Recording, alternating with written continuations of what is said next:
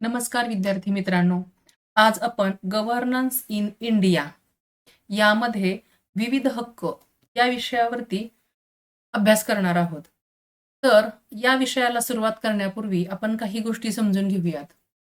विद्यार्थी मित्रांनो, विविध अधिकार म्हणजे संविधानाने आपल्याला काही अधिकार दिलेले आहेत. त्या विविध अधिकारांचा पैकी अनुसूचित जातींचे व अनुसूचित जमातींचे जे हक्क आहेत त्याबद्दलचा अभ्यास आपण या व्हिडिओमध्ये करणार आहोत. तर भारत हा विविधतेने नटलेला देश आहे आणि इथे प्रत्येक नागरिकाला समान हक्क मिळावेत हीच लोकशाहीची खरी ताकद आहे. पण इतिहासातील अन्याय आणि सामाजिक विषमता दूर करण्यासाठी काही विशेष हक्क संविधानाने दिलेले आहेत आणि यामध्ये अनुसूचित जाती आणि अनुसूचित जमातीसाठी जे काही हक्क दिलेले आहेत हे न्याय, समानता आणि सन्मान यांचे प्रतीक आहेत. तर आज आपण पाहणार आहोत की भारतीय संविधानाने अनुसूचित जाती जमातींना कोणते हक्क दिलेले आहेत आणि हे हक्क त्यांच्या सामाजिक, शैक्षणिक व आर्थिक प्रगतीसाठी किती महत्त्वाचे आहेत.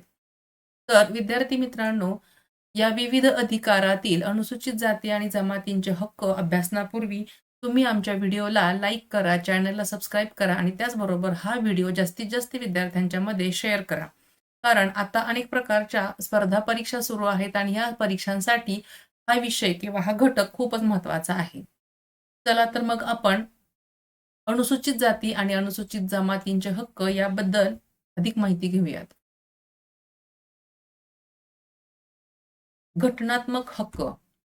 अनुसूचित जाती म्हणजे अजा आणि अनुसूचित जमाती म्हणजे अज अनेक हक्कांच्या व त्यांच्या संरक्षणाच्या अनेक तरतुदी राज्यघटनेमध्ये आहेत.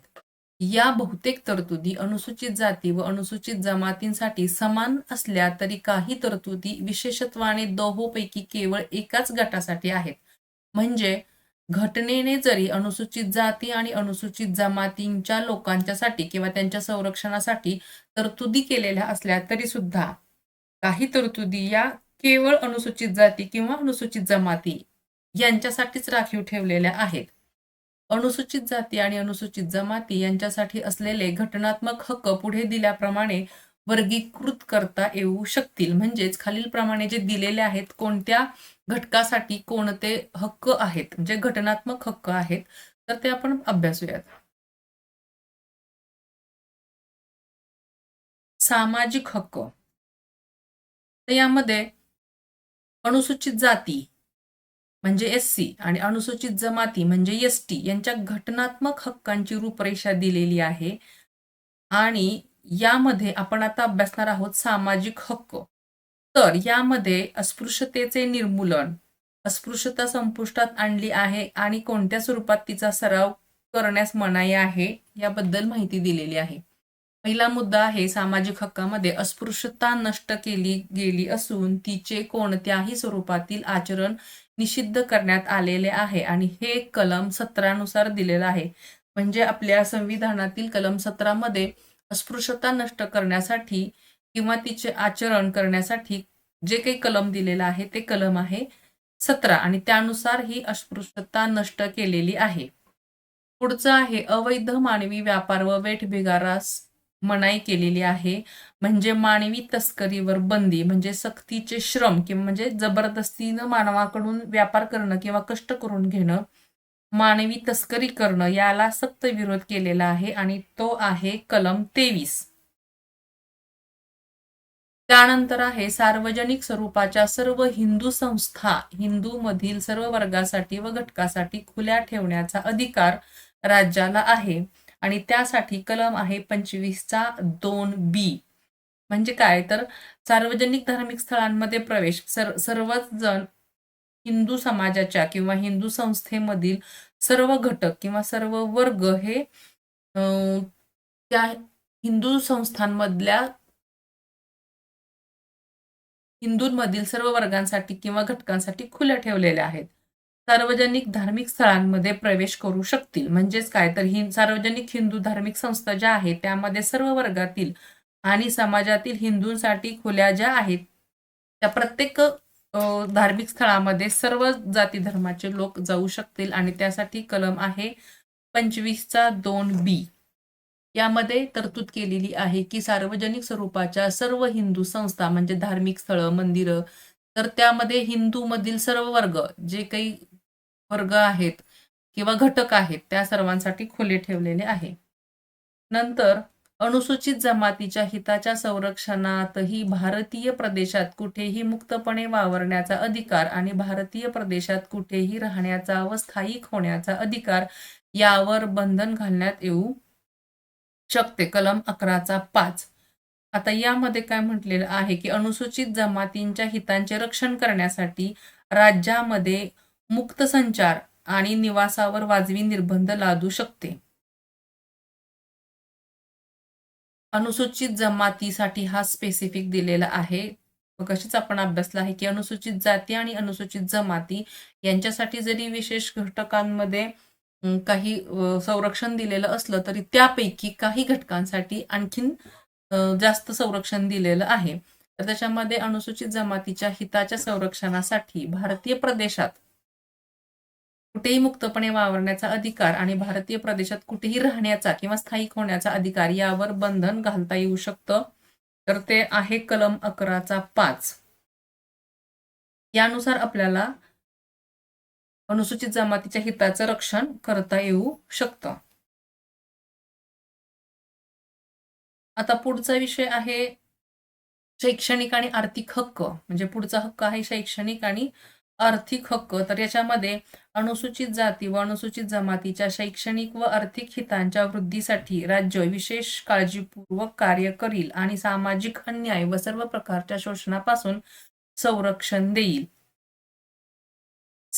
शैक्षणिक आणि आर्थिक हक्काचे संरक्षण करण्यासाठी राज्य जे दुर्बल घटक आहेत, विशेषतः अनुसूचित जाती आणि अनुसूचित जमाती, त्यांच्या शैक्षणिक आणि आर्थिक हिताचे विशेष काळजीपूर्वक संवर्धन करेल. त्यांना सामाजिक अन्यायापासून संरक्षण देईल आणि त्याच्यासाठी कलम आहे कलम 46.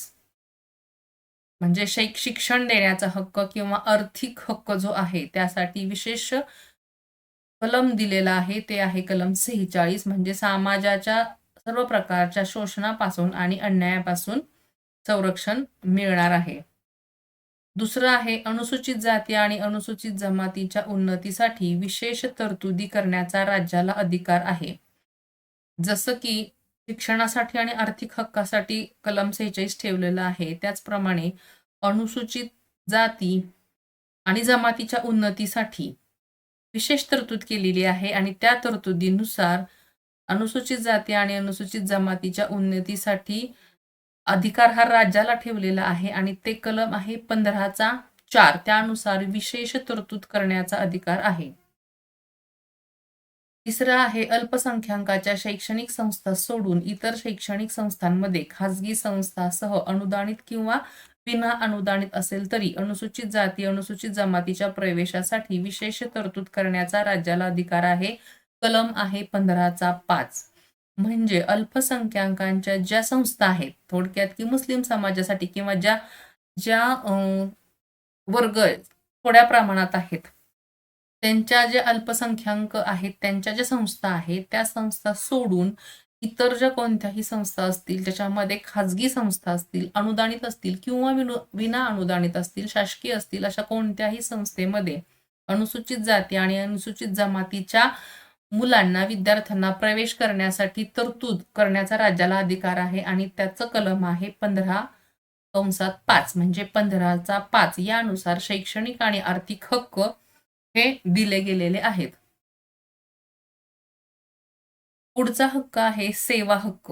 हा 3 नंबरचा हक्क आहे सेवा हक्क, ज्याच्यामध्ये सेवा म्हणजे नोकरी व्यवसायामध्ये जे काही या समाजातील लोक हक्क बजावत असतात किंवा सेवा बजावत असतात त्यासाठी राज्याच्या अखत्यारीतील कोणत्याही सेवेत अनुसूचित जाती व अनुसूचित जमातीच्या हितासाठी पदोन्नती, त्यामुळे मिळणाऱ्या सेवा ज्येष्ठतेसह आरक्षणाची तरतूद करण्याचा राज्याला अधिकार आहे. त्याचं कलम आहे 16(4)(a). म्हणजे ज्या वेळेला अनुसूचित जाती जमातीतील लोक शासकीय सेवेत आहेत आणि त्यांना पदोन्नतीच्या बाबतीमध्ये आरक्षण ठेवण्याची तरतूद जी आहे ती करण्याचा हक्क हा राज्याला आहे. म्हणजे अनुसूचित जाती जमातीच्या किंवा SC/ST समाजाच्या लोकांसाठी सेवा बजावण्यासाठी किंवा शासकीय सेवेत असताना त्यांना विशिष्ट हक्क किंवा आरक्षण ठेवण्याची तरतूद राज्य करू शकतं आणि त्याचं कलम आहे 16(4)A. त्यानंतर प्रशासनातील कार्यक्षमता राखून केंद्रातील व राज्यातील सार्वजनिक सेवांमधील नियुक्तीमध्ये अनुसूचित जाती, अनुसूचित जमातींच्या मागण्या विचारात घेतल्या पाहिजेत. त्याचं कलम आहे 335. म्हणजे प्रशासनातील कार्यक्षमता राखून प्रशासनाची कार्यक्षमता कायम राखण्यासाठी सुसंगत राहून सार्वजनिक सेवांमधील नियुक्तीमध्ये अनुसूचित जाती आणि अनुसूचित जमातीच्या दाव्याचा विचार केला जाईल आणि यासाठी कलम आहे 335. केंद्र व राज्य यामधील सेवांमधील नियुक्तीमध्ये अनुसूचित जाती आणि अनुसूचित जमातीचे दावे विचारात घेताना संबंधित लोकसेवा आयोगाशी केंद्र किंवा राज्य विचारविनिमय करण्याची आवश्यकता नसेल. त्याचं कलम आहे 320(4). म्हणजे लोकसेवा आयोगाशी सल्लामसलत करण्याची गरज नाही. या समुदायांच्या भरतीच्या पद्धती आणि नियुक्ती करताना ज्या पाळल्या जाणाऱ्या तत्वांवर केंद्र आणि राज्य लोकसेवा आयोगाशी सल्लामसलत करणे आवश्यक राहील. नियुक्तीसाठी अनुसूचित जाती आणि अनुसूचित जमातीचे दावे विचारात घेताना आवश्यकता नसेल. संबंधित लोकसेवा आयोगाशी म्हणजे केंद्राच्या किंवा राज्याच्या लोकसेवा आयोगाशी विचारविनिमय करण्याची आवश्यकता नाही, कारण कलम 320(4) नुसार त्यांच्यासाठी त्या नियुक्तींमधील जे दावे आहेत किंवा ज्या सेवा ठेवलेल्या आहेत त्या राज्यानं किंवा केंद्रानं ठेवलेल्याच आहेत आणि ते कलम 320(4) नुसार पाळायचे आहेत. पुढचं आहे राजकीय हक्क. यामध्ये लोकसभेमध्ये अनुसूचित जाती व अनुसूचित जमातीसाठी राखीव जागा असतील. म्हणजे या समाजाच्या लोकांसाठी म्हणजे SC/STच्या लोकांसाठी राजकीय हक्क किंवा राजकारणामध्ये लोकसभेमध्ये अनुसूचित जाती आणि जमातीसाठी राखीव जागा असतील आणि ते कलम 330 नुसार राखीव ठेवलेल्या आहेत. राज्य विधानसभांमध्ये अनुसूचित जाती आणि अनुसूचित जमातींसाठी राखीव जागा असतील. त्याचं कलम आहे 332. म्हणजे राज्याच्या विधानसभेमध्ये सुद्धा अनुसूचित जाती आणि अनुसूचित जमातीच्या समाजासाठी राखीव जागा ज्या ठेवलेल्या आहेत तर त्याचं कलम आहे 332 नुसार. लोकसभेमध्ये जागा शिल्लक ठेवल्या असतील राखीव जागांसाठी कलम आहे 330 आणि राज्यसभेसाठी कलम आहे राखीव जागांसाठी 332. त्यानंतर घटना लागू झाल्यापासून 70 वर्षांनी लोकसभा व विधानसभातील राखीव जागांची तरतूद रद्द होईल. त्याचं कलम आहे 334. घटना लागू झाली तेव्हापासून 70 वर्षानंतर लोकसभा आणि विधानसभेमधील राखीव जागांची तरतूद रद्द होण्याचं कलम आहे 334. 95व्या घटना दुरुस्ती अधिनियम 2009 अनुसार ही कालमर्यादा 10 वर्षांनी वाढवण्यात आलेली आहे. म्हणजे आता ती 2020 पर्यंत केली गेलेली आहे. प्रत्येक पंचायतीमध्ये तिन्ही स्तरावर प्रत्येक पंचायत तिन्ही स्तर म्हणजे गाव लेवल, तालुका लेवल आणि जिल्हा लेवल म्हणजे की ग्रामपंचायत, पंचायत समिती आणि जिल्हा परिषद या तिन्ही स्तरावरती अनुसूचित जाती व अनुसूचित जमातीसाठी राखीव जागा असतील आणि त्या राखीव जागांचं कलम आहे 243(d)(1). म्हणजे प्रत्येक ठिकाणी प्रत्येक पंचायतीमध्ये तिन्ही स्तरावरती अनुसूचित जाती आणि जमातीच्या लोकांसाठी जागा राखीव असणार आहेत. ग्राम स्तरावर व इतर स्तरावर पंचायतीमधील अध्यक्षपदे अनुसूचित जाती व अनुसूचित जमातीसाठी राखीव असतील. कलम आहे 243(d)(4). गाव लेवलला आणि इतर स्तरावरती सुद्धा पंचायतीतील अध्यक्षाची पदे सुद्धा अनुसूचित जाती जमातीच्या लोकांसाठी राखीव असतील. राखीव जागा व पंचायतीतील अध्यक्षपदे या बाबतीतील अनुसूचित जाती आणि अनुसूचित जमातीचे आरक्षण 70 वर्षांनी संपुष्टात येईल. कलम 243(d)(5). प्रत्येक नगरपालिकेमध्ये अनुसूचित जाती व अनुसूचित जमातीसाठी राखीव जागा असतील. कलम आहे 243(t)(1). म्हणजे नगरपालिकेमध्ये सुद्धा अनुसूचित जाती आणि अनुसूचित जमातीसाठी राखीव जागा असतील. त्याचं कलम आहे 243(t)(1). आणि पंचायतीमधील अध्यक्ष पदासाठी सुद्धा राखीव जागा असतील. त्याचं कलम आहे 243D5. नगरपालिकेमध्ये राखीव जागा व अध्यक्षपदे या बाबतीतील अनुसूचित जाती आणि अनुसूचित जमातीसाठीचे आरक्षण 70 वर्षांनी संपुष्टात येईल. कलम आहे 243T4. नगरपालिकेमधील अध्यक्षपदे अनुसूचित जाती आणि अनुसूचित जमातीसाठी राखीव असतील. कलम 243T4. आता याचबरोबर पुढचे आहेत प्रशासकीय हक्क आणि संरक्षक उपाययोजना. परिशिष्ट 5 मधील तरतुदीनुसार आसाम, मेघालय, त्रिपुरा व मिझोराम वगळून इतर राज्यातील अनुसूचित क्षेत्र व अनुसूचित जमातीच्या प्रशासनाला व नियंत्रणाला लागू होतील. त्याचा कलम आहे 244(1). आता हे प्रशासकीय हक्क आणि संरक्षणाच्या उपाययोजना करण्यासाठी परिशिष्ट 5 मध्ये जी तरतूद दिलेली आहे त्याच्यामध्ये आसाम, मेघालय, त्रिपुरा आणि मिझोराम हे प्रदेश वगळून इतर राज्यातील अनुसूचित क्षेत्र आणि अनुसूचित जमातीच्या प्रशासनाला आणि नियंत्रणाला हे लागू राहणार आहे. कलम आहे 244(1). परिशिष्ट 6 मधील तरतुदी आसाम, मेघालय, त्रिपुरा, मिझोराम मधील आदिवासी जमातीच्या क्षेत्रांच्या प्रशासनाला लागू होतील. कलम 244(2). आता परिशिष्ट 5 मध्ये आसाम, मेघालय, त्रिपुरा आणि मिझोराम वगळलेला आहे. परिशिष्ट 6 मध्ये आसाम, मेघालय, त्रिपुरा, मिझोराम मध्ये जे आदिवासी जमाती आहेत त्या जमातींसाठी हे कलम 244(2) नुसार लागू होणार आहे. राज्यातील अनुसूचित क्षेत्राचे प्रशासन व अनुसूचित जमातीचे कल्याण यावर अहवाल देण्यासाठी राष्ट्रपतींनी आयोगाची स्थापना करणे आवश्यक आहे. अशा आयोगाची स्थापना राष्ट्रपती कधीही करू शकतात, पण राज्यघटना लागू झाल्यानंतर 10 वर्षांनी आयोगाची स्थापना करणे बंधनकारक आहे. कलम आहे 339(1). राज्यघटना लागू झाल्यानंतर 10 वर्षांनी आयोगाची स्थापना करायची आहे. राज्यातील अनुसूचित जमातींच्या कल्याणासाठी योजनांची आखणी करणे व त्याची अंमलबजावणी करण्याचे राज्याला आदेश देणे हे केंद्राच्या कार्यकारी अधिकारी कक्षेत आहे आणि कलम 339(2) नुसार हे अधिकार दिलेले आहेत. अनुसूचित जमातीच्या कल्याणकारी योजनांसाठी व अनुसूचित क्षेत्रातील प्रशासनाचा स्तर उंचावण्यासाठी होणाऱ्या खर्चासाठी केंद्राने राज्यांना अनुदान दिले पाहिजे. म्हणजे केंद्र शासनाने राज्य शासनाला अनुदान दिलं पाहिजे आणि त्याची तरतूद कलम 275(1) मध्ये केलेली आहे.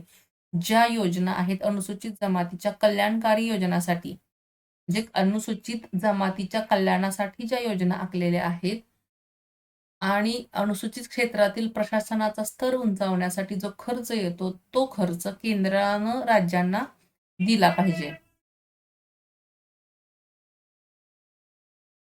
छत्तीसगड, झारखंड, मध्य प्रदेश, ओडिसा या राज्यात आदिवासींच्या कल्याणासाठी मंत्र्यांची नियुक्ती केली पाहिजे. त्यांच्याकडे अनुसूचित जातींच्या कल्याणाची ही जबाबदारी देता येईल. कलम आहे 164(1). म्हणजे छत्तीसगड, झारखंड, मध्य प्रदेश आणि ओडिसा येथे आदिवासींची संख्या असल्यामुळं आदिवासी कल्याणासाठी तिथं मंत्र्यांची नियुक्ती करणं गरजेचं आहे आणि अनुसूचित जातींच्या कल्याणाची ही जबाबदारी त्यांच्याकडे देऊ शकतात. कलम 164(1) नुसार अनुसूचित जातींचे घटनात्मक व कायदेशीर अधिकार व संरक्षण या संदर्भातील सर्व बाबींचे अन्वेषण व पर्यवेक्षण करून अहवाल देण्यासाठी राष्ट्रपतींनी राष्ट्रीय आयोगाची स्थापना केली पाहिजे. कलम 338.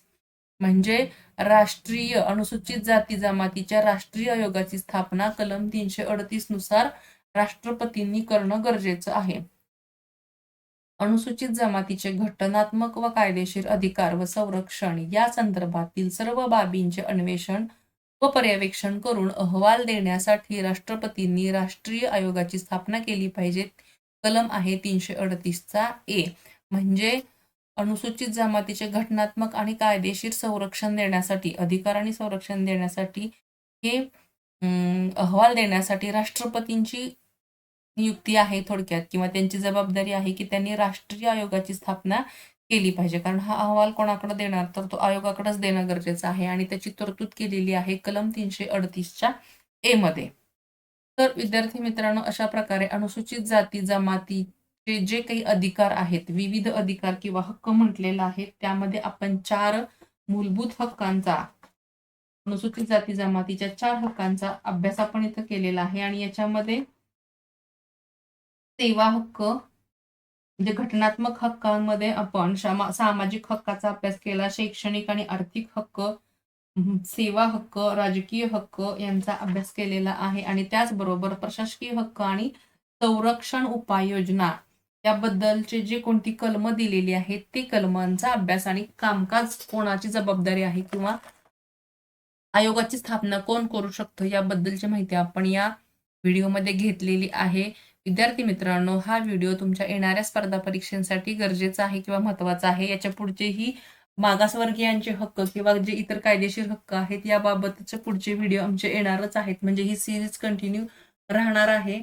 अल्पसंख्याकांच्या अधिकाराबद्दल सुद्धा आपण इथं अभ्यास करणार आहोत. तर हे व्हिडिओ तुम्ही जास्तीत जास्त प्रमाणामध्ये शेअर करा. त्याचबरोबर याचा अभ्यास करा. कलम जे दिलेलं आहे कंसामध्ये त्या कलम शोधून त्या कलमांचा अभ्यास करा. आणि तुम्हाला जर गरज वाटत असेल की त्या कलमामध्ये नक्की काय म्हटलेलं आहे, आम्हाला कमेंट बॉक्समध्ये लिहून कळवा. त्या कलमांचाही सविस्तर अभ्यास आपण या पुढच्या व्हिडिओमध्ये करू शकतो. त्याचबरोबर तुम्ही हा व्हिडिओ कोणत्या गावातून शहरातून पाहत आहात तेही आम्हाला कमेंट करून कळवा.